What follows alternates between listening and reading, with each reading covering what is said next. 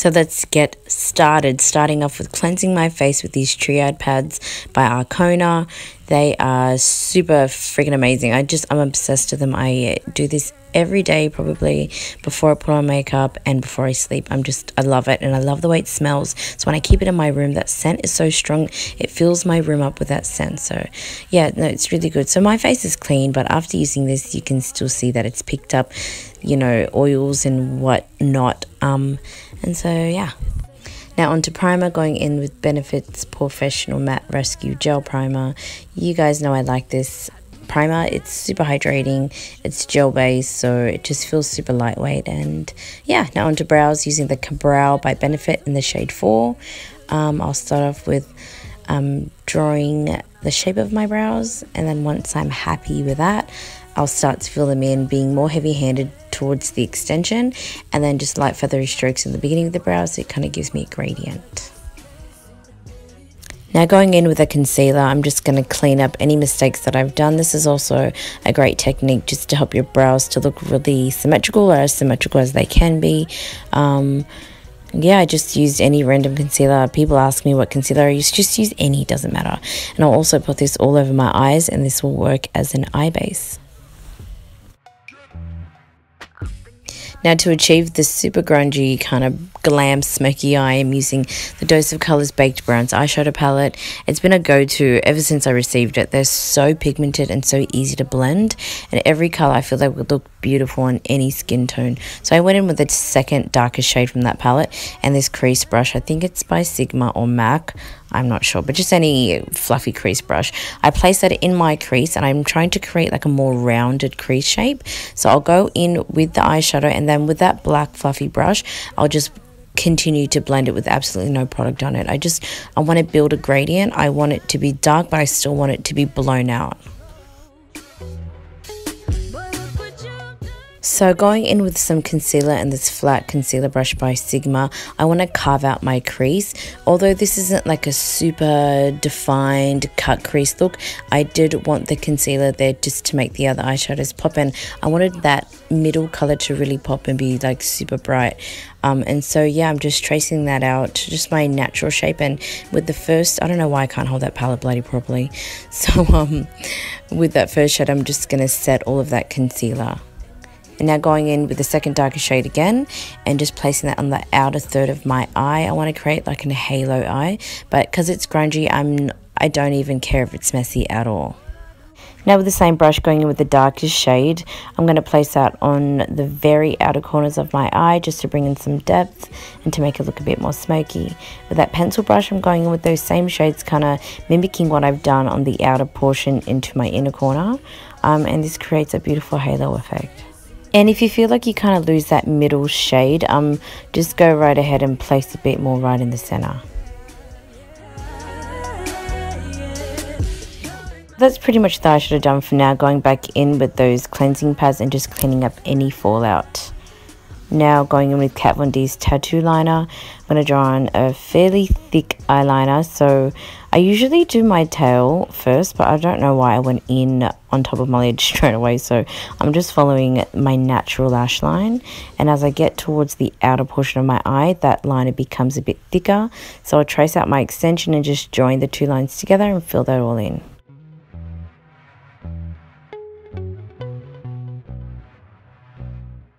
For lashes, I'm using Huda Beauty lashes in the style Sasha. Before my foundation, I'm going to put on these Cover FX custom drops, sorry. These are in the shade Rose Gold.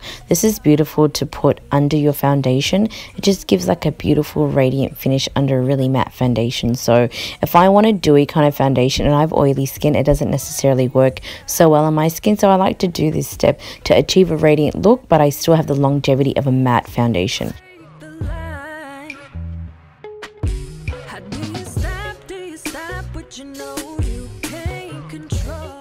So I'm using the Too Faced Born This Way foundation. This is my first time using it, and I was a bit skeptical at first, to be completely honest, because I've heard so many mixed reviews on it.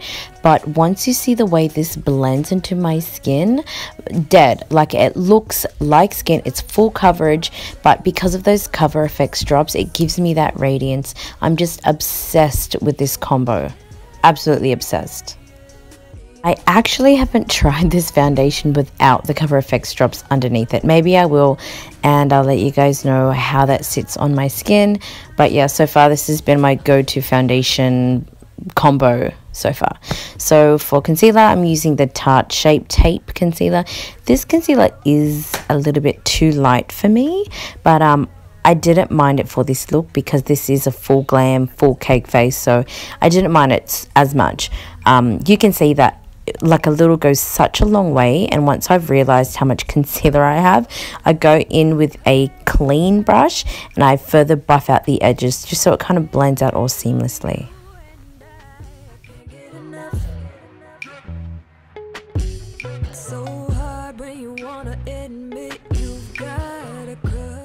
And to set that all in place and just for that to blend even more, I go in with my MAC Studio Fix powder. I'm pretty sure that it's in the shade NC40, and I just tap all over my face. Now to bake or to further set my face, I'm going in with Cover FX translucent powder, just very messily. Because I know I was going to go out that night and I really didn't want anything to move, so I just tap that all over, and once it's on, I just brush off the excess. To finish off the eyes, I'm going to be smoking the absolute shit out of my bottom lash line, going in with those two darker shades again, and just very messily.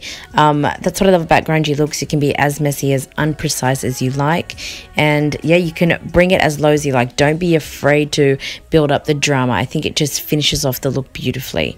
Now going in with Melissa Sassine's dark contour palette. This is my go-to palette for contouring and bronzing. It's just like such a multi-purpose, multi-use product, because I also use these shades in my eyes. So yeah, just building structure back into my face.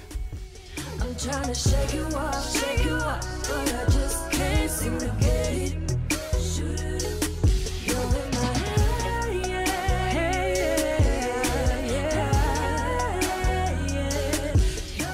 bring some life back into my mug. I'm going to go in with this NYX ombre blush. I actually don't remember the shade, but I'll put a link in the description bar of the Instagram post that has all the products there. So for highlight, I'm going in with Anastasia's Aurora Glow Kit in the shade Lycra. I love this freaking highlight shade because it kind of has a shift as you move. Like it kind of shifts to different colors, and it's just so beautiful, and you can just tell I'm obsessed with it. I go to town. The lipstick I chose Desert Suede by Dose of Colors. I'm going to add a glitter inner corner highlight. This glitter is by Motives Cosmetics, and as a primer, my favorite glitter glue, so to say, is by LA Splash. When this shit goes on your eyes or anywhere, it just doesn't move once it sets. So that's why I love using this for my inner corner, because the last thing you want is glitter in your eyes because it's just so freaking painful. And yeah, so I know that with this primer that it just won't budge. And if you find any glitter like fallout, just use a clean brush and just brush all that away. That pretty much finishes the look.